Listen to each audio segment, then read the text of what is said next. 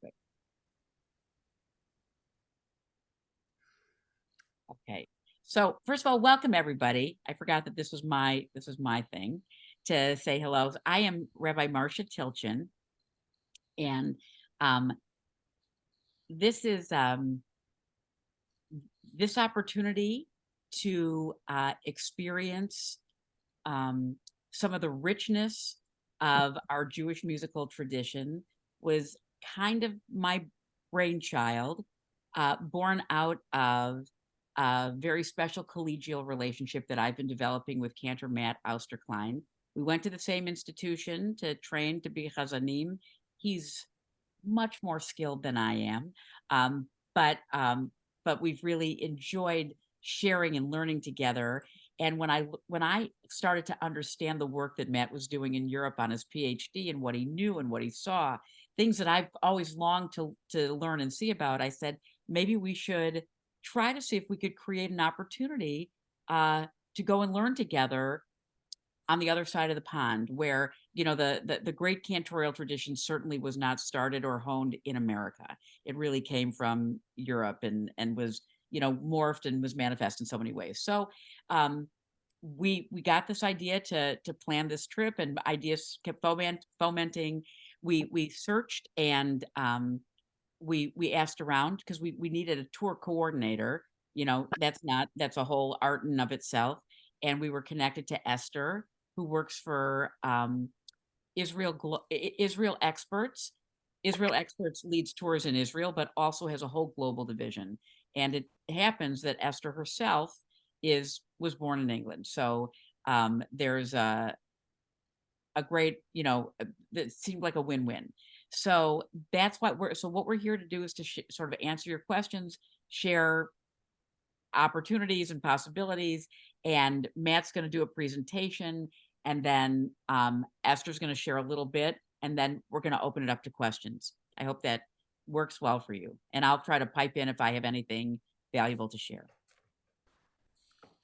Thank you, Rabbi Tilchin, and I want to say thank you everyone for being here. I am so excited to be sharing about this trip with you. I also want to say feel really privileged to be working on it with Rabbi Tilchin, who's just a wonderful, innovative, collaborative partner, and with Esther Grunsfeld, who not only is the daughter and granddaughter of British Chazanim, but is such a tzaddik, is doing so many mitzvot in Israel, serving food to the soldiers, volunteering, taking mission trips to really engage with all the difficulties going on there. So my heart goes out to her, our heart should go out to her and all of the real chesed she is offering in our homeland. And I feel very honored to be working with both of these wonderful colleagues.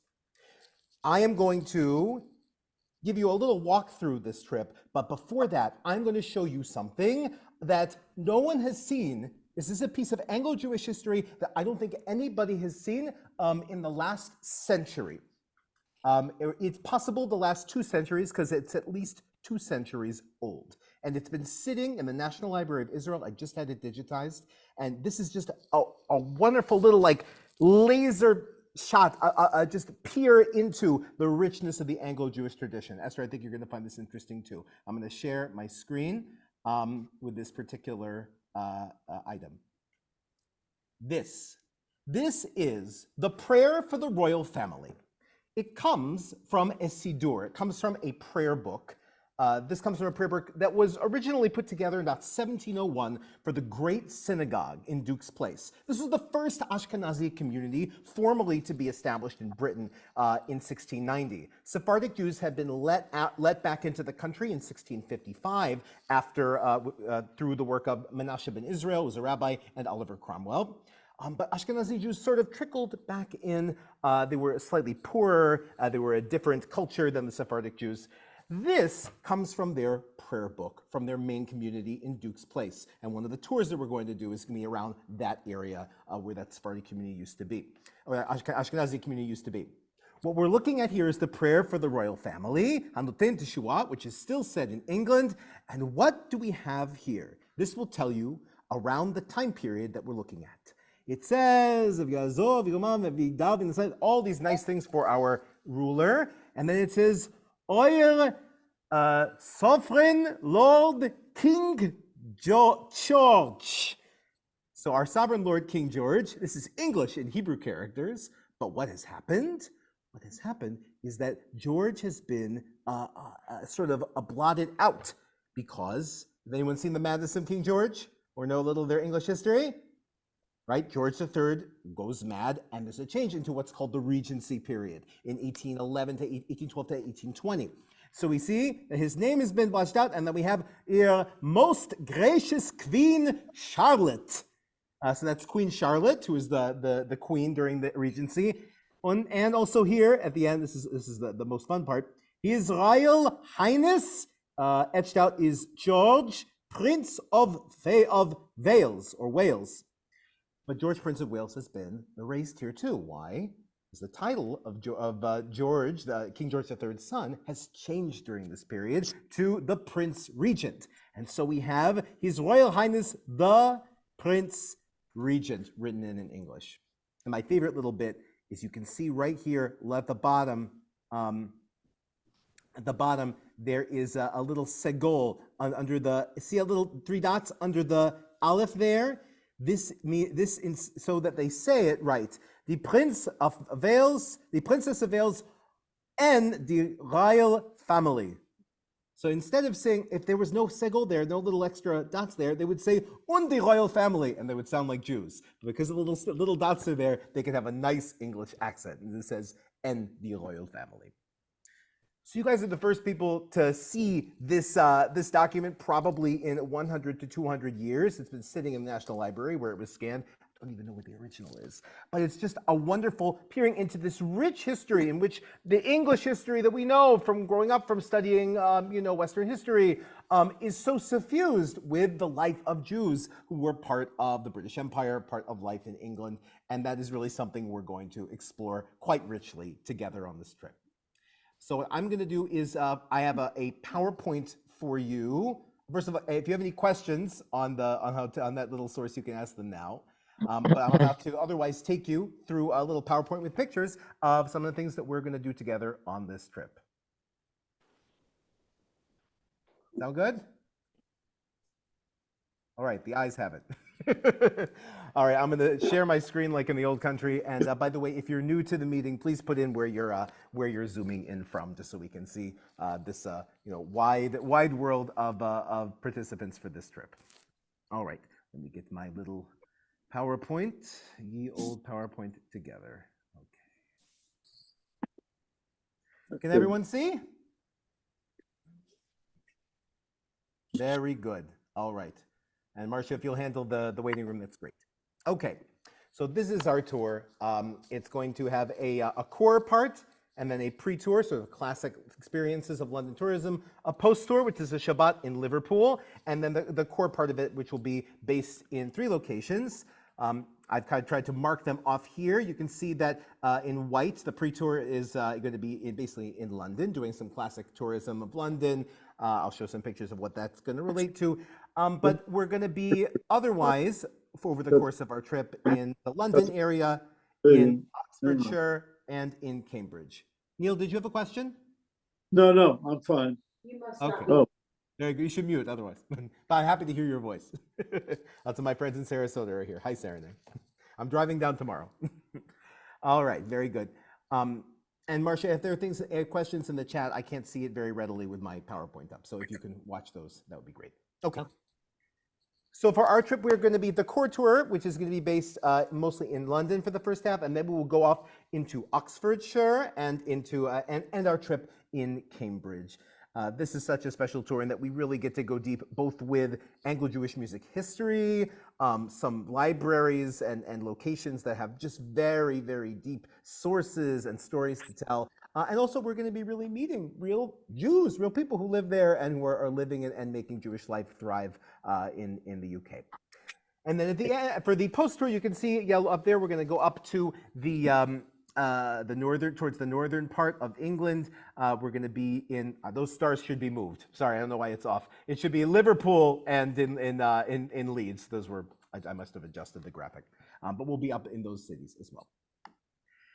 For the classic London part of the tour, you're going to come here and have those experiences that you want to have in London, seeing the changing of the guard, doing the Millennium Eye, going to National Gallery, these things that are sort of classic experiences that are the main features of London-specific tourism, not inherently Jewish, although you can find Jewish parts all over London in so many ways, in ways in which, especially since the 17th century, Jews have been really suffused into the building of the modern UK.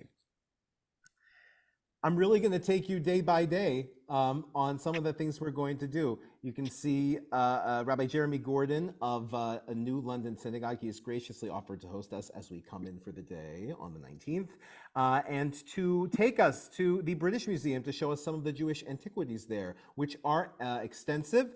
Here we have Jews being carted away in the first Babylonian exile under Tiglath-Pileser, and we have a stele of that. We have these artifacts that really attest to the Israelite presence in the land of Israel, in the ancient Near East, something that some people today could use some lessons on. We can share it a little more broadly. We'll have a wonderful English tea in the afternoon, and then we'll have a concert back at New London in the evening. The communities we'll be visiting are mostly liberal. Will be some majority communities, some independent communities, and some reform progressive communities. But we'll also, really be meeting people from across the spectrum Judaically, which is exciting So to me. I have a question, Matt. Will we Yes. be interfacing with any British Orthodoxy, when we're Yes. there? Yeah, 'cause Yes. Yes, we're meeting with hopefully with Rabbi, oh, my mind went back. The rabbi from St. John Woods, the Sephardic, The Sephardic rabbi, Orthodox. that's right, on Shabbos afternoon. Wonderful, wonderful. just curious. Thank you. Yes. And we- I'll get you his name, Rabbi It's okay. Dweck, Rabbi Rabbi Dweck. Dweck. Very nice. And again, there also have been, Orthodox people who work with the Orthodox Cantorate that have reached out to me who want to, to say hi during the course of our trip. And that's just a very special thing, is that, we're coming to Britain, but also people are excited to see this, august delegation of people who are really interested in supporting and celebrating Jewish music culture in Britain. So the second day is our day in sort of North London in Finchley, which is a very strong Jewish community. We will visit we're intending to visit JW3, which is the very sort of modern architecture. It's their JCC. It's the main JCC in the city, one JCC in the city of London, and they put on a lot of wonderful programming there for the Jewish community. We'll visit New North London Synagogue, which is the main Masorti community in Finchley, one of the perhaps the biggest Masorti community in Britain, I believe. And they will host us for a concert that day. It's not going to be this artist, but this is an example from their monthly concert series. And then we'll also be in the morning at Leo Beck College, which is where the progressive rabbis are, and also actually some Masorti rabbis, some conservative rabbis are also trained there as well. And we'll have an up-close and personal look at a newly cataloged Jewish music collection, probably one of the most important newly cataloged collections in Britain. That is the collection of this man on the bottom left, Mr. Victor Tunkel, who was not just a collector, but a teacher about trope and Jewish music. And his collection is housed at Leo Beck College. And I believe his son is going to be there as well. I know him from the European Cantors Association. He's going to come and say hi to us and maybe talk about his dad's music as well. And then we'll have a concert in the evening. Then the next day, as we get towards Shabbat, we'll be taking a tour of the old Jewish area of London, where the great synagogue, whose Siddur page you just saw, is from. We'll be able to see the Bevis Marks Synagogue, which was around the corner, which is a classic, beautiful Spanish-Portuguese synagogue you see in the top left here. We'll be at the Ben Uri Gallery, which is a gallery of Israeli art in London. And then in the evening, we will be for Shabbos, starting our Shabbos at New London Synagogue, at the Masorti Synagogue. These are their cantors there in the middle, and we'll have a Shabbos dinner there as well. So the next day for the morning service will be at Belsize Square, which is an independent synagogue and has a full choir and does Lewandowski and lots of classical music. I actually currently work with a former rabbi there, Rabbi Stuart Altshuler, and so I know the cantor there, Paul Heller, and I'm very excited to go and to hear Lewandowski done with full professional choir.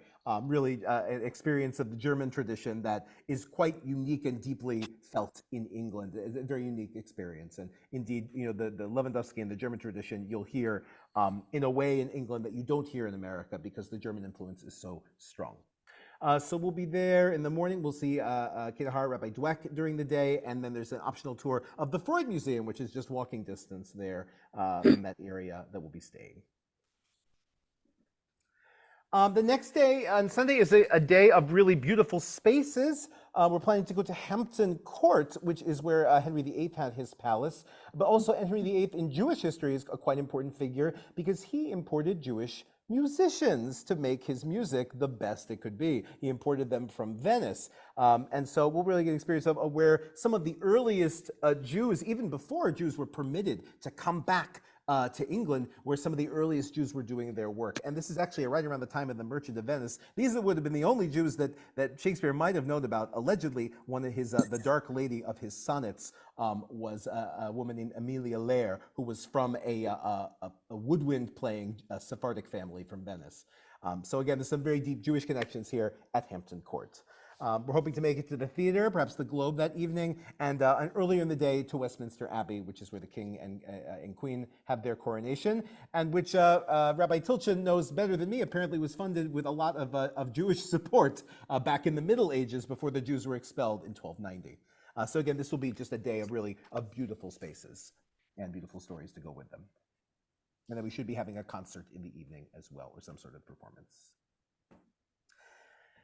The following day begins our journey westward. On the schedule, we currently have to go to Windsor Castle, the beautiful home of the royal family, and we'll make our way over the day into Oxford, which is where we'll be staying a couple of nights. That evening, we're happy to say, I think we're scheduled to have dinner at this Jewish cafe, which was founded, sorry, not Jewish cafe, it is a coffee house, but it was founded by a Lebanese Jew in 1650. Because in fact, Jews were a very important part of the coffee trade all over Europe, and this Jew named Sirk Jobson started this coffee house in Oxford in 1650. And this is a picture of the inside of the sort of the smaller space of the coffee house when I was there in 2020. And there's an exhibit on it. This is just a bit about the Queen's Lane Coffee House from the Ashmolean Museum in Oxford. So again, Jews have been really part of not just the history of the town, but really the trade history of things we've come to know and love, like coffee. Our day in Oxford will be really just a memorable one. It's such a beautiful city. You know it from the Harry Potter films, if you've seen some of the scenes from there. You know, the library, the Great Hall, all these places were filmed in the streets and buildings of Oxford. We'll be going to one of the colleges that day. We're intending to do an instruments tour, a tour of the Bate collection, which is a very large, I think 2,000 musical instruments are held at Oxford in the Bate collection.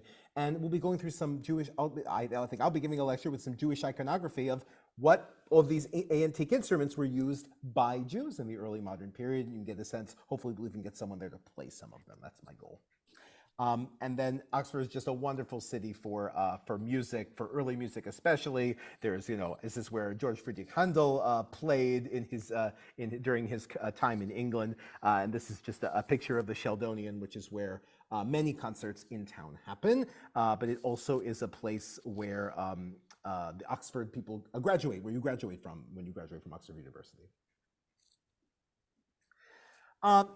That next day, we will make our way, do a little bit of a sort of a country day. We'll experience some of the Cotswolds and some of the small little villages, which give that sort of, you know, Father Brown charm to England. I'm hoping we can get to, once we get to Cambridge, or perhaps in Oxford, depending on the timing, to one of their choral evensongs, which is such a, you know, anchoring, you know, beautiful English tradition of choral singing, which really in some ways has made a mark on Jewish choral singing in England. Just the English really know how to sing beautiful pure vowels, and you'll see that. Hopefully, we get to see a good choir there. And then we'll be, as part of that day, not just in the Bicester Village and in the Cotswolds, but at Waddesdon's, which is the home of the Rothschilds. England is home to a number of Jewish country houses from Jews who have been sort of part of the House of Lords, part of the nobility, and the Rothschilds are, of course, a major part of that story. So we'll get a tour there, and they're very into modern art and are very, very big in supporting, actually, especially Jewish scholarship. They fund Jewish scholarship, Jewish studies all over Europe. So they've done some very good work on that and beyond. And then when we get to Cambridge for our final day, of the core tour, this is one of my most precious things I want to show you. On the left, we have something that Rambam probably cried on. This is the letter that Rambam, Maimonides, is from the Cairo Geniza. This is a letter that we received informing him of the death of his brother, who died tragically at sea. And there are blotches on here, and when I went and saw this many years ago, it was like, oh, this may be the Rambam's actual tears. It's so funny to hear stories of rabbis and stories of cantors and stories of singers, but when you have someone that someone held this letter, right, and they may have cried on it in a moment of difficulty and loss, it's just a very powerful thing. So this is just a scene from an example of some of these amazing manuscripts in the Cairo Geniza, which include, on the bottom right here, this is the Lidarti score to Esther. This was an oratory, this was discovered just 20 years ago. And a rabbi, Jacob Saraval in Venice, adapted Handel's oratorio, Esther, from English into Hebrew. And then about 5 decades later, the Dutch Jewish community commissioned Cristiano Lidarti, who was a Christian but also did some composition for the Jewish community, to write new music for this transcribed, translated libretto. And there's the original right there in Cambridge. It's a very, very interesting thing. They just did they started to put on little things, little reproductions of this. I've learned one of the arias from it, so I might even try it out on you. Who knows? But again, this is at Cambridge. And then for our final day at Cambridge, we will be getting to experience that Cairo Geniza and music collection in the morning. We'll get to see a little more of Cambridge more broadly and have a festive celebratory dinner with some musical entertainment in the evening to end the core tour part of the trip. There is a Cambridge Jewish choir, which is one of our possible entertainers for that evening. But I've also given permission to sing. There's a new opera by Cantor Arnold Zaltzman about the Cairo Geniza and about Solomon Schechter. And they wrote Solomon Schechter for a baritone. So I might sing an aria for you, who knows. But we've got just a wonderful, just quintessentially English and very Jewish evening with a really nice meal in a beautiful room to finish out that part of the journey. And then for those continuing on to Liverpool, this is the Prince's Road Synagogue. It is incredibly beautiful. This is where we're shooting to have Shabbat. And you'll get to experience sort of the Beatles story there in Liverpool with Strawberry Field and Abbey Road. And then we'll be on to Leeds for Motzi Shabbat. So this is a beautiful trip. You're going to hear lots of stories, lots of beautiful sounds. But as much as that, you're going to my goal is you're going to meet wonderful people. This is just a sampling of the people who I've been in touch with, who really would like to say hi to us, to be a part of our journey. These include rabbis and cantors. This is Ayala Gottlieb Alter from the top left. Ayala Gottlieb Alter, who leads services at New North London Synagogue in Finchley. She's my Chazanah student. Jay Schlesinger, who works for the European Academy of Jewish Liturgy, Bex Blumenfeld, who is the cantor is a cantor and teacher in Oxford. We have Jeremy Gordon, Daniel Tunkel, Zoe Jacobs is a Reform cantor trained at HUC and was the first fully accredited trained Reform cantor in Britain for a female one in the 20th, when she began, I think I would say the 21st century, yes, in the 2008, I think. Alex Knapp, who is a worldwide scholar of Bloch's music. Tamara Hope Wolfson, who grew up with Cantor Jack Mendelson in White Plains and now works at Aleph, which is a big Reform synagogue. Paul Heller, who of course is at Belsize Square, and Daniela Padley, who is a scholar at Cambridge. That, of course, and Rabbi Dweck, and many others. So what makes this trip really so special, as much as the stories and the sounds and all these just beautiful history that we're going to get, is that I'm really hoping that we can meet people on the ground, so that when you, Kinahar, go back to England, you feel really connected to not just the history there, but the communities and the real people there as well. So with that, I want to thank you. Open it up for questions to me, to Rabbi Tilchin, and of course to Esther, who's our wonderful tour operator and deals with some of these details. I see Serenae's hand, please. First of all, Matt, I love your enthusiasm, and I can't imagine anything more fun than traveling with you. How many people do you need for the trip, and how many have signed up so far? So for the trip to run, we need, I believe the magic number is 20 for it to run. I believe our number is 3 registered. I have commitments from at least one more person, from a musicologist friend of mine. So we need a good 16 more people for the trip to run. But it's also a trip that we want to keep intimate. We want it to be not like a big, huge mission. So it's really going to stay in that 20 to 40 range in order to be successful and have that Hamish feel that we want. I would say probably, it would be a blessing to have 30. So that would be amazing, and that's what our hope is, Serenae. By the way, do you remember meeting me at all those Cantors conventions 20 years ago in the desert? I haven't seen you and your husband in a long time, but Well, here's my husband. Here we are. I remember you. And I do remember, yes. And where are you living now? Same place I always have. I was serving a congregation in Orange County, and now I run this nonprofit based in Orange County, but it's national. So wonderful. All right, we'll hope to see you. Other questions? Hello, Marie Hi. Simon. My question has to deal with security. Okay. This time is not a healthy time to be traveling abroad, and my concern is about security. So if you would address that, I would be appreciative. Esther, do you feel that's something that you can speak Yes. to? So security is the most important thing for all of us, especially as somebody who's living in Israel right now. Security is important. And we know, of course, that in England, the situation is not as simple as, like many places in Europe and England especially. At the moment, from what I understand now, with what's going on, there's extra security in all of the Jewish institutions around the UK. The shul, the synagogues, the Jewish schools, the Jewish institutions, they have extra security.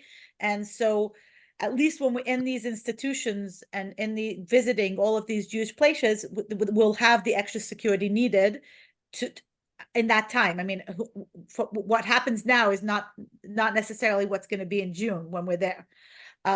Regarding us as a group, I mean, the target is not us. The target is not even a Jewish group. Their problem is basically Israel and not you guys. You guys are there as Americans.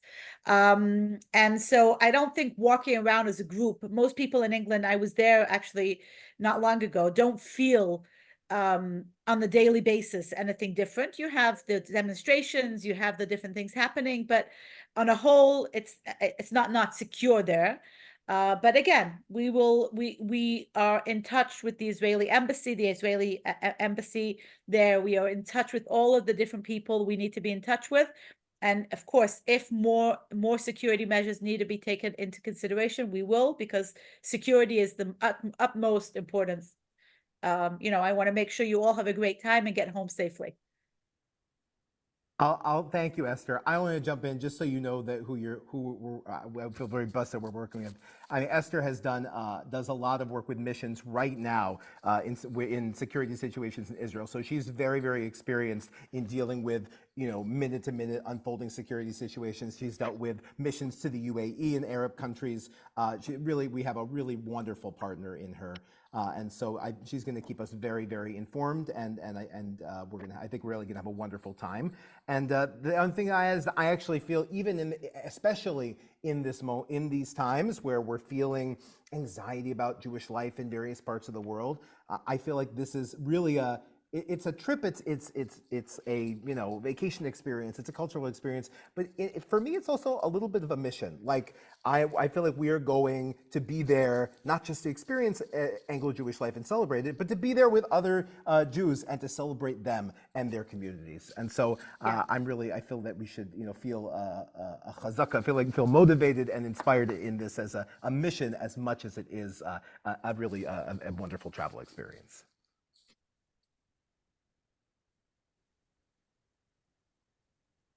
May I have a follow-up? I want to talk about the financial aspect of the trip as well. In other words, not only just the cost, but when do you need to have security or deposits, or when is the final payment due? Things like that would be helpful.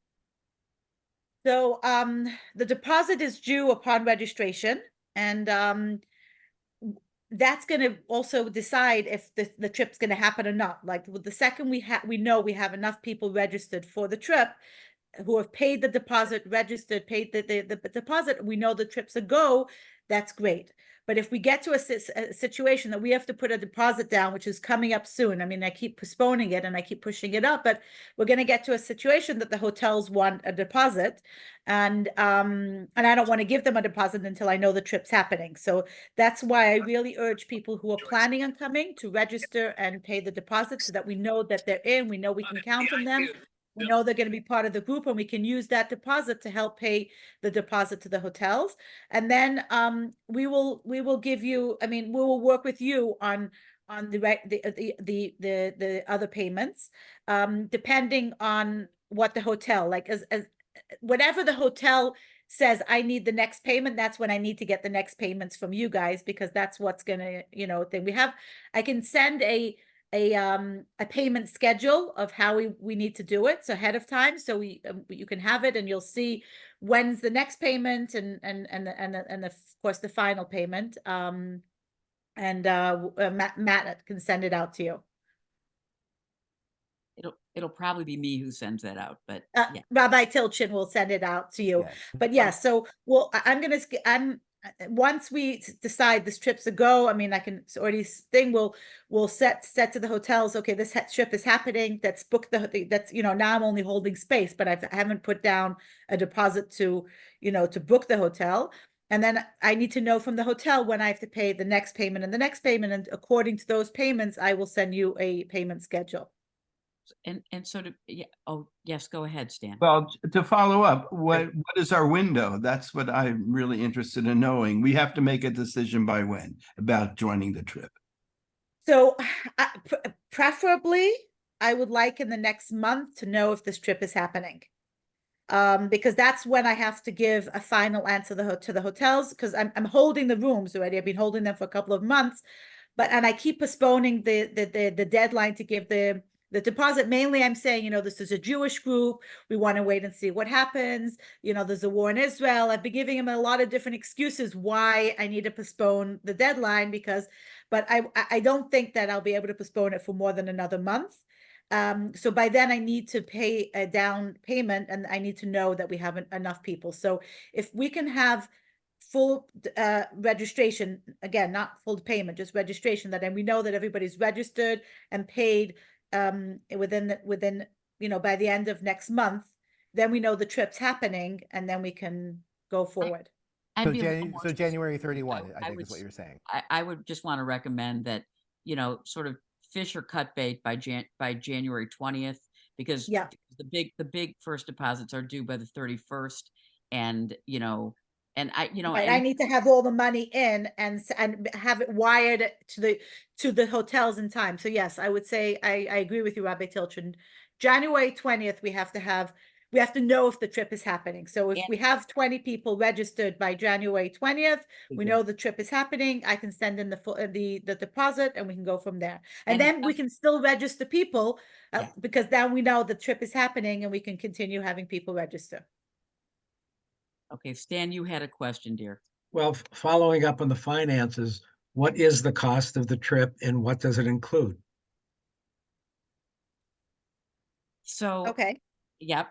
So as I understand it, the cost of the cost of the main trip is £4,500 4,000. It's 4,000. for, who knew? We lowered it. Hey, we lowered it. We lowered it. £4,000. And I think it's all of the admission and entrance fees, all of the things, your hotel, all that, not the airfare, because we're all going to be getting there on our own, and your breakfast every morning, and at least one additional meal a day, and on Shabbos too. So basically, it's dinner and breakfast every night. Shabbat we'll also have lunch on Shabbat. All programs, all entrance fees, concerts, shows, guide, all of that stuff is included. The hotels, of course, everything is included except for, I think, the lunches and the airfare and any extras, travel insurance and so on. But everything else is pretty much included. Thank you. Rena? Is that for, thank you for all this info. Is that for a single person or for two? No, it's Sometimes, per person and a double, I think there's an 1,000 and something pounds, 1,200 pounds addition for the single supplement.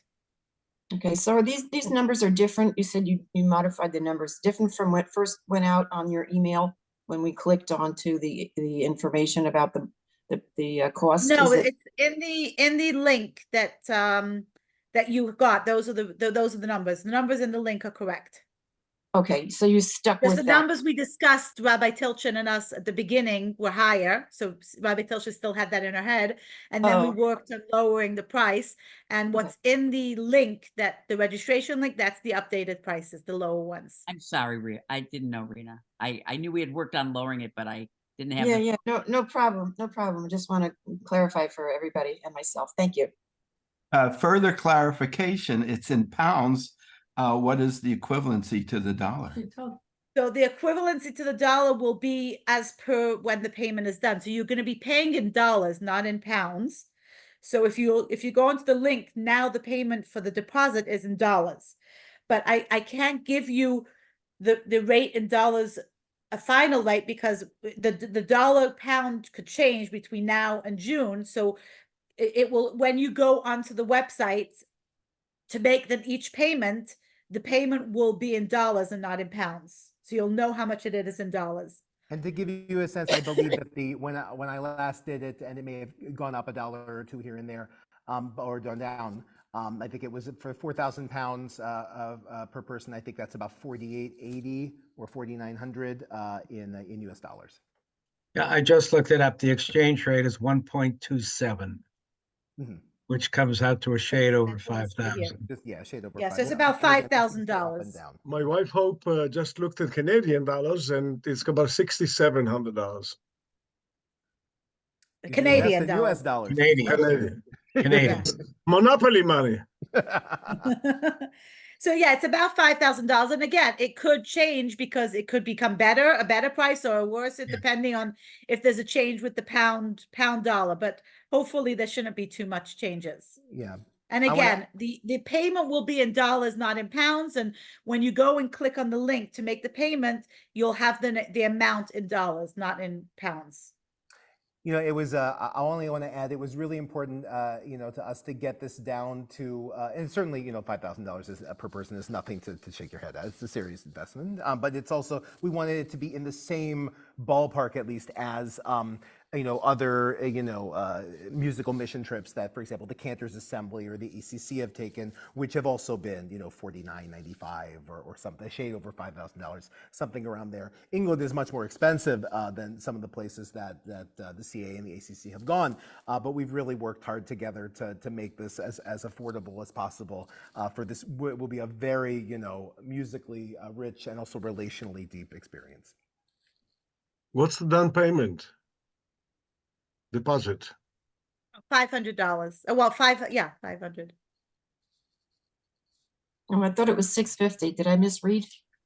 No, so it's 500. It was like, I think £500, and we moved it to $650. Yeah, Oh, okay. Pounds and dollars. the They're doing pounds the and business dollars over have there become in very, pounds, so we're very having to do all the difficult. Yeah, conversions here. Okay, yeah. good. Thanks. I assume if it doesn't fly, you'll have to give the deposits back to the people. Of course. If Yeah, it doesn't we hope- happen, Let's hope it flies. It's really kind of a bargain for 10 days when you think about it. Yeah, that's Yeah. exciting. yeah. No, we really lowered it to the minimum we could. And we're staying in nice 4-star hotels. Like the one in London is right in the center of London near Regent Park. So we're really in good location, good level of hotels. And everything costs money. The speakers, the concerts, everything's and England is not a cheap country, unfortunately.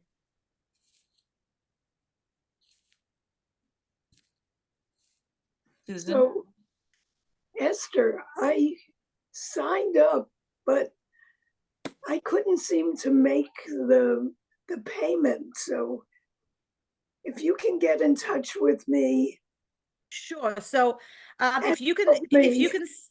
if you can send me an email, I'm going to put my email in the chat right now. And if you can send me an email, I will get back to you and help you. I'll have my colleague who's doing all the registration get back. You send me an email with your phone number, and she will get back to you and she'll help you. I mean, you know what? I'm going to send you her email. I think it makes more sense. And she can help you do the registration, payment, whatever you need. And she's Yeah. really amazing. Did She somebody helped all help the you? other people who needed to sign up and needed help. Mhm. She's been in touch with them. Yeah, I think there was just an issue early on with the pounds dollars thing, and they fixed it. Exactly. And now it's much more. Now that we've More moved it to nice. dollars, it's become a lot easier. So here I've put her email in, and I will give you also my email if anybody has further questions or wants some more information or anything else. Just feel free to shoot me an email, and I will get back to you. So you have both emails here. So anything to do with payment and registration, be in touch with my colleague Sharona. And if you have any questions about the trip itself, the content or anything, you can also shoot me an email. What No. is the link, the Yeah. address? I have no information whatsoever. What? I have no information as to what is the link? To even get to register. The link is on the brochure. So I can don't you have a put it in the brochure. chat? I'll put it in the chat for you guys. That'll make it just easier so you can have it right there. And Estelle, we can reach out to you as well. Yeah, I Do don't we have- see Esther's email in the chat either yet. Do we Esther, have You the don't see email? what? Which Oh, one? Esther, you sent that direct to me. You need to send it to everybody. Oh, I sent it to you? That's so Yes, I funny. appreciate it that you sent it to me, though. Well, Esther's That's so getting funny that it together. just went.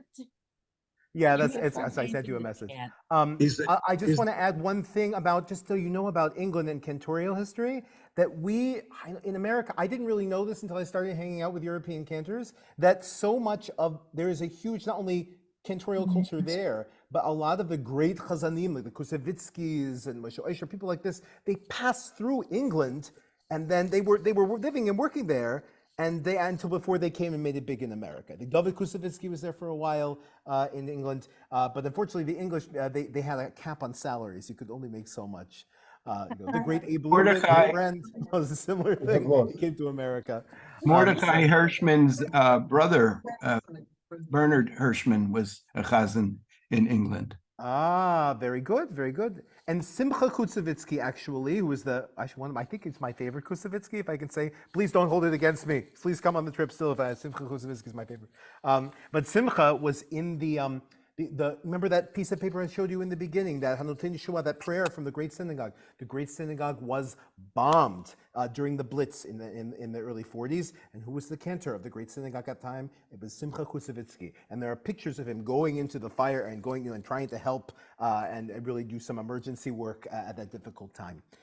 So again, cantorial history intersects with all of these really, interesting parts of British history in a beautiful and very relatively unknown in the general public way. So as Matt said, my father was a cantor. He was a chazan in England, in Manchester, actually, of a big synagogue in Manchester. And my grandfather, before the war, was a chazan in a synagogue in Budapest. So I'm a family of generations of chazanim. And my grandfather's sisters, he had twin sisters who were opera singers in Vienna and Austria. Before the war, of course, they did not survive the war. But my grandfather did survive the war. And before the war started, he had 3 children at the time. He sent them on the kinder transfer to England. And after the war, they went to England to find their children. And my father was already born in England after the war. So that's how they got to become, to England. So, but yes, so I'm a 3rd generation of cantors. Unfortunately, I'm not a cantor, even though Jewish music is my favorite type of music. But I chose the tourism field instead. But Jewish music, that's what I live for. We really lucked out with Esther. I feel very, very beshert that she came over. Bring her back home for a little. Well, she is home. Bring back to her Alterheim. Right. Israel is home for me, even though I was born and grew up in England. Israel is my home, and I don't feel England in any place. I don't feel it my home in any way. It's a weird feeling, but Israel is really my home. And you probably don't know this, but I have 2 boys who are fighting now in Gaza, and they're fighting the war. And they're fighting for our home, for Israel. So to make sure that this is a home for Jews from all around the world who want to come here, to make sure we have a country and we have a safe country. So, once you give something to this country, as the way I'm giving, you really feel that this is your country, and you've given something so important towards this country. So, amen. And thank you for all that you're doing and for all that your sons are doing to defend our homeland right now. Well, I've put the itinerary and the registration in the chat in case you want to pull those up, and of course we can send them out again via email. Are there other questions? I guess the original email will still work for clicking on itinerary, registration, all of that now, right? Yes. Thank you.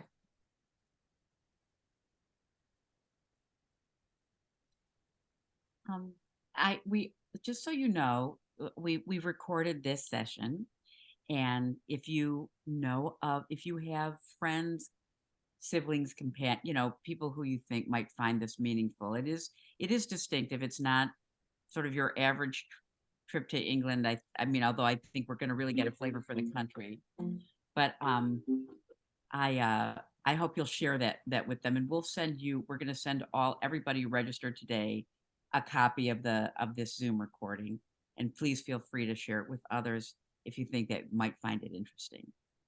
Okay. May I ask another question? We did not discuss the cost of the prequel and the sequel to the trip. In other words, the 2 days before and after. Could you give us an idea of the cost of that? It's actually yes. Yes. Go ahead, Esther. You have the cost on you, or I can open it. I had clicked on what you had sent. I've got it right here. So the pre-tour cost is 1,110 pounds per person, sharing double, and then the single supplement is 360. So that's for the pre-tour, and for the post-tour, I'm looking at it. 1,050 pounds. 1,050, it's a little less, yeah. And 405 single supplement. Yeah, and for Shabbat, again, and that includes everything. All the meals for everything. Yeah. And you can find that information if you're looking for it again. It's all on the registration page of the trip, which you can find. Yeah, it's all there.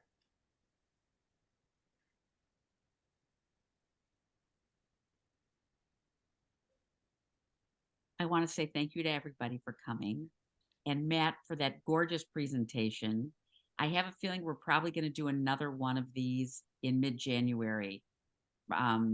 We have to, Esther, Matt, and I have to debrief from this gathering and set a Marcia's date put me to work. just to open it up for other people who might be interested. But I think the best way for people to sort of know and be interested is to hear word of mouth. Like, so again, you're all very interesting and interesting people, and we would love to welcome them to be part of this adventure.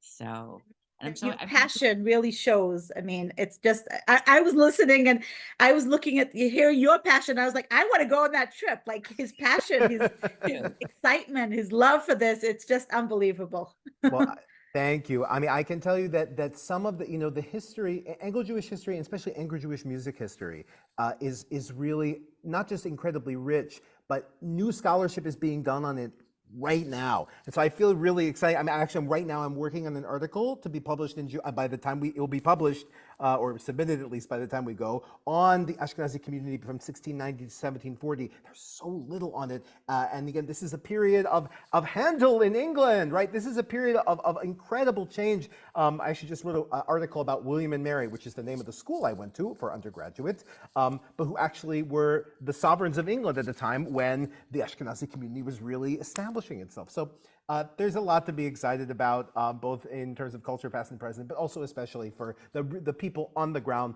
that we're going to meet and celebrating what they're doing to make Jewish life come alive in Britain.